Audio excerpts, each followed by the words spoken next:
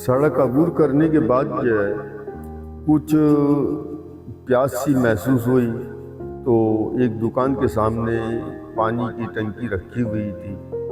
ہم نے سوچا کہ جائے گا کیوں نہ یہاں پر پانی پی لیا جائے۔ ہم نے گلاس جب اٹھایا تو گلاس زنجیر سے بندھا ہوا تھا۔ بہرحال ہم نے بیٹھ کر جگہ پانی نکالا اور جگہ پانی پینے لگے۔ کچھ دیر بعد ایک صاحب آئے، وہ بولنے لگے میرے راجا اب تو گلاس چھوڑ دو۔ خیر ہم نے جائے وہ چند گھونٹ پانی جلدی سے پی کر گلاس اس کے حوالے کر دیا۔ ہم نے ان صاحب سے کہا کہ بھائی اگر جائے اس کی زنجیر تھوڑی بڑی ہوتی تو آدمی آرام سے پانی پی لیتا۔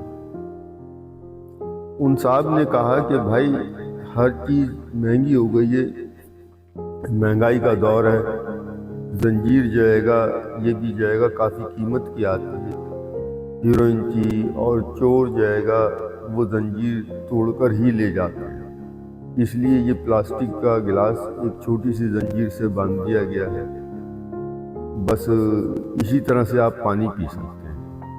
بہرحال ہم نے پانی پی کر وہاں سے اٹھے اور آگے بڑھنا شروع کیا۔ ان صاحب نے ہم سے پوچھا میرے راجا آپ کی تعلیم کتنی ہے؟ میں نے انہیں بتایا کہ ہماری تعلیم BA ہے۔ انہوں نے کہا کہ کچھ اور پڑھ لیتے۔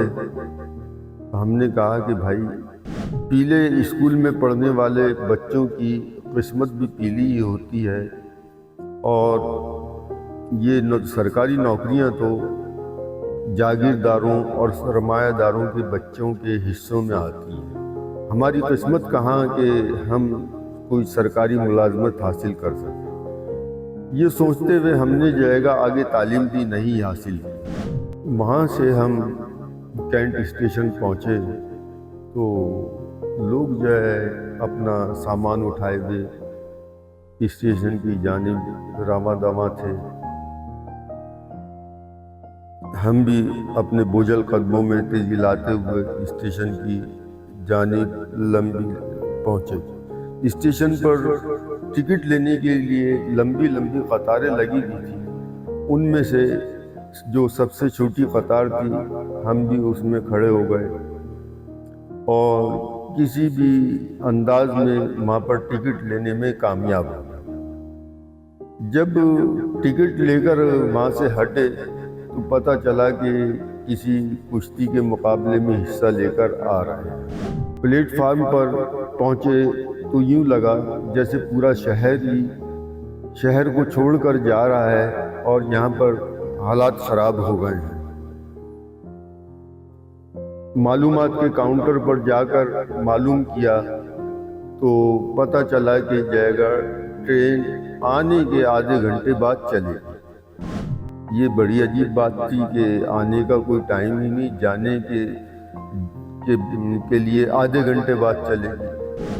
جب ٹرین آنے کا پتہ ہی نہیں تو جانے کا ٹائم بھی کچھ نہیں پتا، سوچا کہ کیوں نہ اسٹیشن سے باہر جا کر کھانا لے آئیں، راستے میں پھر کہاں کھانا ملے گا۔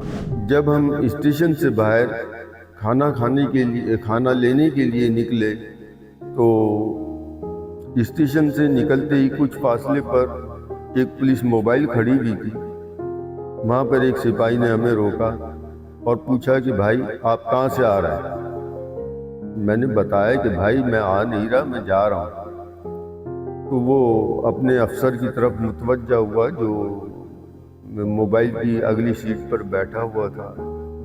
اس نے کہا کہ سر یہ آ رہے ہیں اسٹیشن سے اور یہ کہہ رہے ہیں کہ میں آ نہیں رہا، جا رہا ہوں۔ یہ بڑی عجیب بات ہے۔ تو افسر نے کہا کہ اسے موبائل میں بٹھاؤ۔ اس موبائل والوں نے ہمیں موبائل کے اندر بٹھا لیا اور وہ ہمیں کچھ فاصلے پر لے گئے اندھیرے میں۔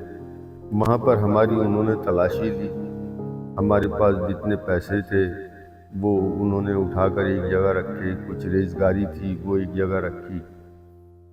تو سپاہی نے افسر کو بتایا کہ سر اس کے سامان کی جو تلاشی لی ہے اس میں سے ایک بلیڈ برآمد ہوا ہے، مجھے تو یہ جیب کترا لگتا ہے۔ उस अफसर ने कहा कि हाँ आप सही कह रहे हो, ये जेब कतरा ही होगा। बहरहाल उस अफसर ने जाएगा हमारे सारे पैसे जाएगा छीन लिए और वो रेज़गारी कुछ हमारे हवाले कर दी कि ले ये तेरे काम आएंगे, चलो जाओ दफ़ा हो जाओ।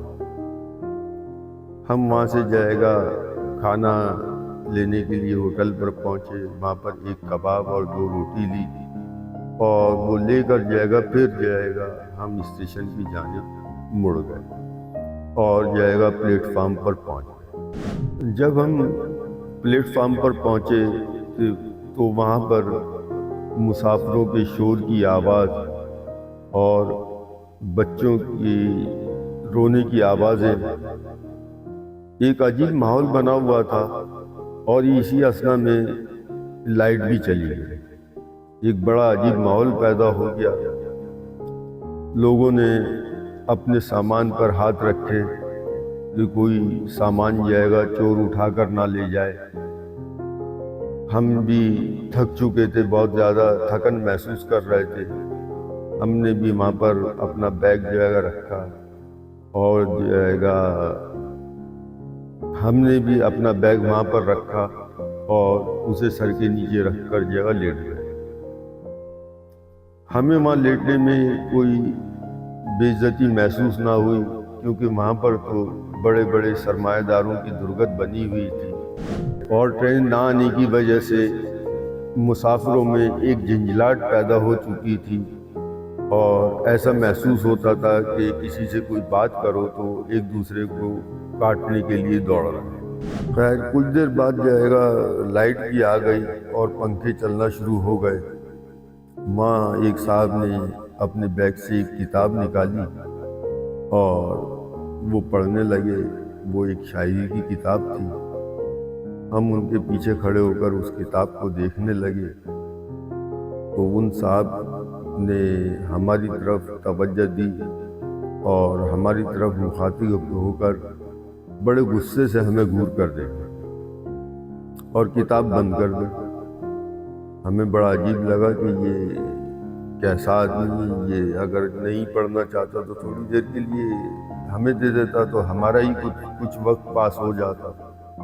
खैर वो किताब उसने जाएगा उठाकर वापस अपने बैग में रख ली।